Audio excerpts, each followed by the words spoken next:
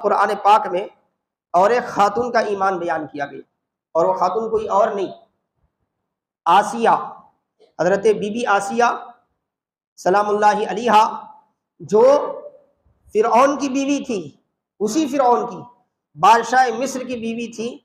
مگر یہی ہوتا ہے ایمان کا اثر، ایمان اگر دل میں بیٹھ جاتا ہے نا، ہزاروں گمراہیوں کے اندھیرے میں بھی ایمان پر اثر نہیں ہوتا، ایمان پر اثر نہیں ہوتا۔ مگر شرط کیا ہے؟ ایمان کمزور نہ ہو، ایمان ڈگمگانے والا نہ ہو، عقیدہ اگر مضبوط ہو۔ اسی لیے اسلام نے اپنے ماننے والوں کو یہ تربیت دی کہ بچوں کو بچپن ہی سے ایمان و استقامت سکھائی جائے، صحیح عقیدہ ان کے دلوں میں بٹھایا جائے۔ آپ دنیا بھر کا نالج دیں اپنے بچوں کو، دنیا بھر کی تعلیم دیں۔ اسلام کبھی بھی کیا ہے، دنیا سے پیچھے چلنے کی بات نہیں کرتا، مگر اس کے ساتھ ساتھ اپنے بچوں کے دل میں ایمان کی ایسی کیفیت بٹھائیں کہ ہزاروں باطل پرستوں کے بیچ میں اگر انہیں جینا پڑے، جی کر بھی ان باطل پرستوں کو حق کی طرف لا لے، مگر ان باطل پرستوں کا کوئی اثر کیا ہے اس ایمان والے پر نہ ہو۔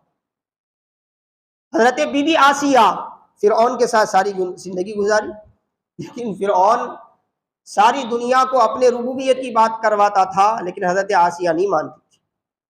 فرعون کو معلوم تھا، پہلے محبت سے سمجھایا، طرح طرح سے سمجھایا، مختلف چیزوں سے سمجھایا، بالآخر نہیں مانی تو کیا ہوا؟ امام طبری جو ہے، تفسیر طبری میں جو قدیم تفسیر ہے، اس میں روایت نقل فرماتے ہیں سورہ تحریم کے ضمن میں کہ بالآخر اس نے ایک دن کیا کیا، اپنے سپاہیوں کو حکم دیا کہ تپتی ہوئی مصر کی صحرا میں انہیں لے جاؤ اور زمین پر لٹاؤ، اور لٹا کر ان کے پیروں کو، ان کے ہاتھوں کو کیل مار دو۔ کیل مار کر کیا ہے، انہیں تپتی ہوئی صحرا میں لٹایا گیا، طرح طرح کی تکلیفیں دی گئی، کئی دنوں تک کھانا پانی بند کیا گیا، اوپر سے کیا ہے گرز برسائے گئے، چابک سے مارا گیا، جسم لہولہان ہو گیا۔ مگر اللہ اکبر کبیرہ، وہ بندی آسمان کی طرف اپنی نگاہیں اٹھاتی تو ایک ہی بات کہتی، قرآن کہتا ہے رب ابن لی عندک بیتا فی الجنہ ونجنی من فرعون وعملہ ونجنی من القوم الظالمین۔ اے اللہ، مجھے تو یہ چاہیے کہ جنت میں تیرے قرب میں میرا مقام بنا دے، جنت میں تیرے قرب میں میرا مقام بنا دے، مجھے فرعون سے بھی نجات دے، اس کی بدعملیوں سے بھی نجات دے، ظالم قوموں سے بھی نجات دے۔ مجھے نہیں چاہیے فرعون کی بادشاہت، میں مصر کی ملکہ بن کر رہنا نہیں چاہتی، اے مولا میں تیری جنت میں تیرا قرب چاہتی، اے مولا میں تیری جنت میں تیرا قرب چاہتی ہوں، اور تیری جنت کا قرب مجھے مصر کی ملکہ بننے سے بھی زیادہ بہتر ہے میرے نزدیک۔ یہ وہ آخری کلمات تھے۔ تنگ آ گیا فرعون۔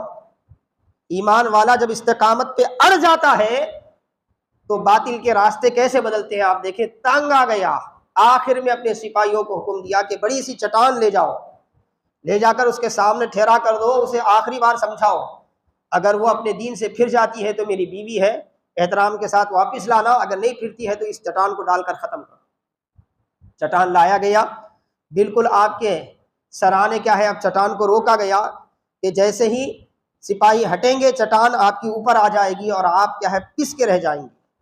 اس حالت میں اللہ کی اس بندی نے اپنے رب کائنات کی طرف نگاہ اٹھائی، آسمان کو دیکھا تو اللہ نے پردے ہٹا دیے، جنت میں جو مقام ہے ان کا وہ دکھا دیا، جنت میں جو مقام ہے وہ دکھا دیا۔ پہلے ہی ایمانی استقامت اش کر رہی تھی، اب تو اور بھی زیادہ ہو گئی۔ اسی کیفیت میں اللہ تبارک و تعالیٰ نے ان کی روح کو کھینچ لیا، روح جسم سے ادھر نکلی اور بعد میں چٹان ان کے مردہ جسم پر ڈالی گئی، مردہ جسم پر ڈالی گئی۔ یہ ایمان، یہ استقامت کی بات قرآن ہمیں سمجھا رہا ہے۔